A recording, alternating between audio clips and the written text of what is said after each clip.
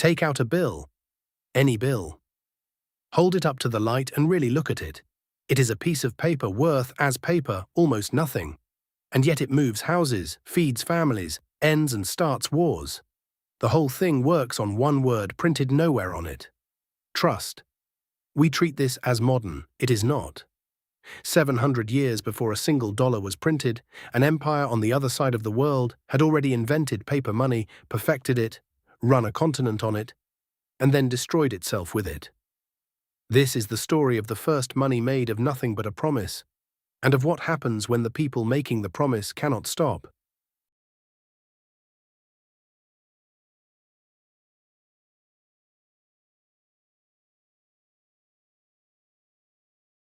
Begin in China 1,000 years ago, in the Song dynasty, the richest, most inventive society on earth at the time.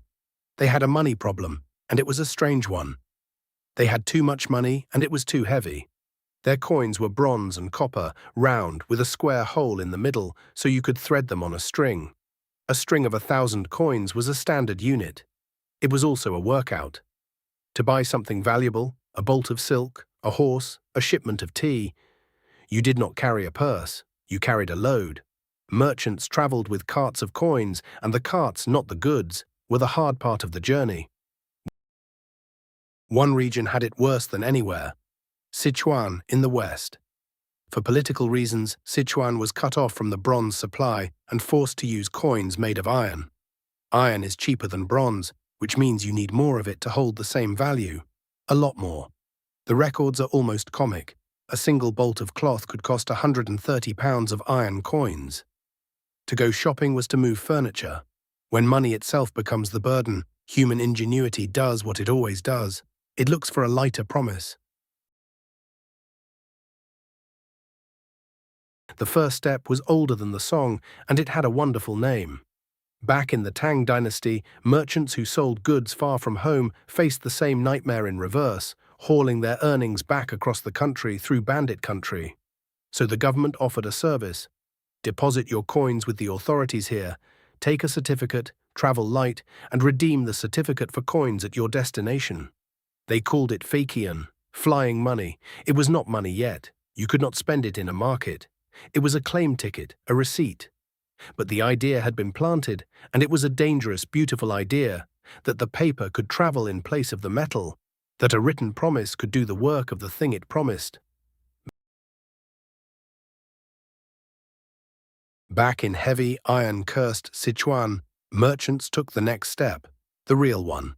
Enterprising deposit shops began accepting people's unwieldy iron coins for safekeeping and issuing printed paper receipts in return. At first, these were just claim tickets, like flying money. But then something quietly historic happened. People stopped redeeming them. Why haul the iron home when the paper itself was accepted?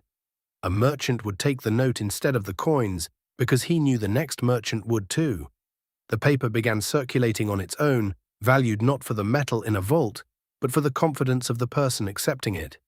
That note had a name, Jiaozi, and it was the first true paper money in human history. Sit with how radical this is. For every previous century, money had to be something. A weight of silver, a disc of gold, a heap of iron. Its value lived in the substance. Jiaozi cut that cord. Its value lived entirely in belief, the shared agreement of strangers that this printed paper could be handed on. When it worked, it was almost magic. The wealth of a cart of iron, folded into a sleeve. But notice what has just happened. Money has become a promise detached from the thing it promises. And a promise, unlike a bar of metal, can be made faster than it can be kept. The private Jiaozi worked so well that some shops overissued and collapsed, unable to honor their notes, the first paper money bank runs. So the Song government did the natural thing. It took the business over. Around the year 1023, the state established an official bureau to print Jiaozi, backed by a reserve in fixed issues with expiry dates and serial controls. For a while, it was disciplined, and it was brilliant. A government could now move value across an empire at the speed of paper. They guarded the privilege ferociously. To counterfeit the notes was to gamble your head. But the state had also just handed itself a power no emperor had ever truly held, the ability to create spending money out of paper and ink. The temptation is not subtle.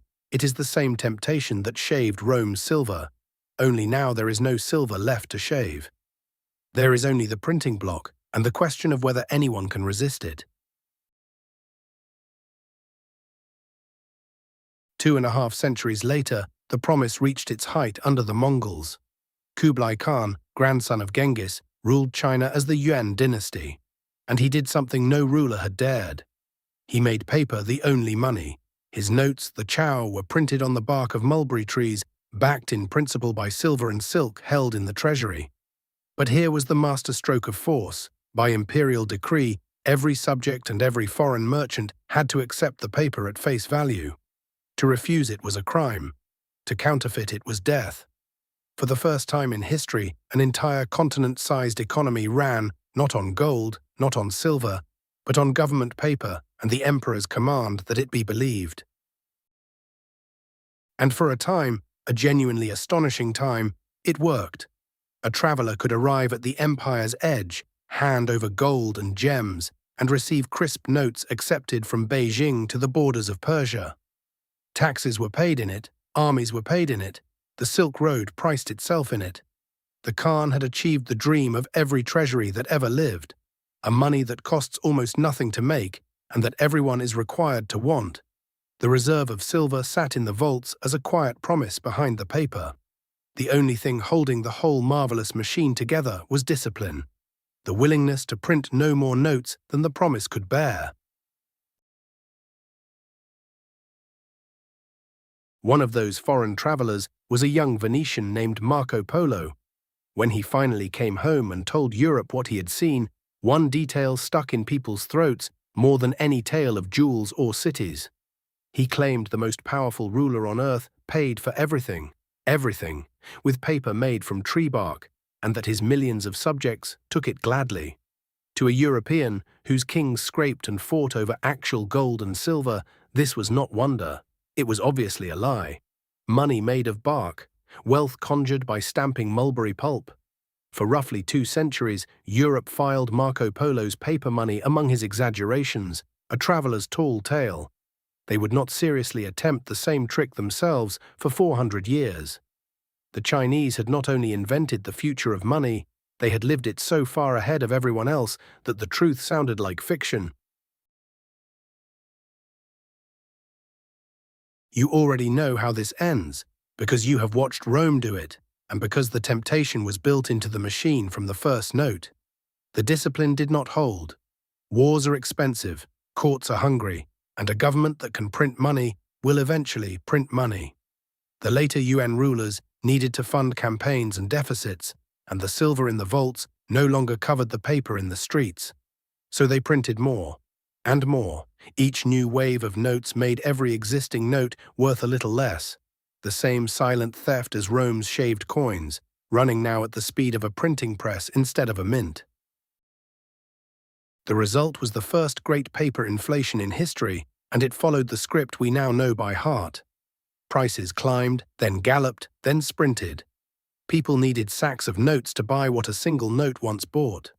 The promise that the paper stood for silver in a vault quietly became a fiction everyone was forced by law to pretend was true. And when belief finally cracked, it cracked all at once.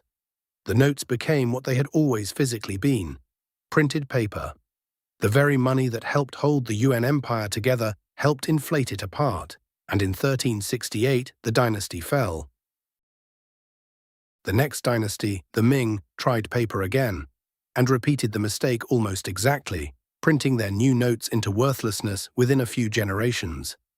And so China, the civilization that had invented paper money 400 years before anyone else, did something extraordinary. It gave up. It walked away from government paper money and went back to weighing silver and copper by hand, and stayed there for centuries. The inventor of the future had seen far enough into it to be afraid.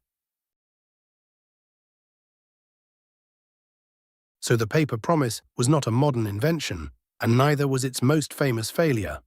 1,000 years ago, a civilization discovered that money could be made of nothing but trust.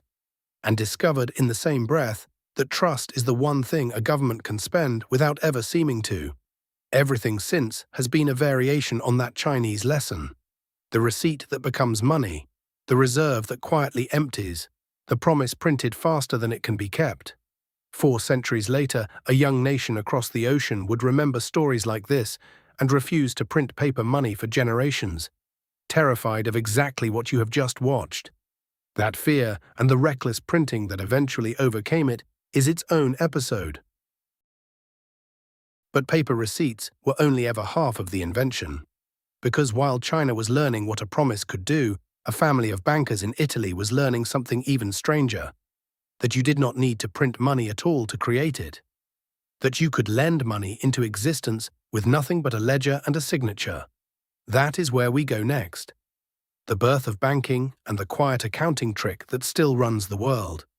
Until then, look at that bill in your hand one more time and remember what it actually is. A promise. Sleep well.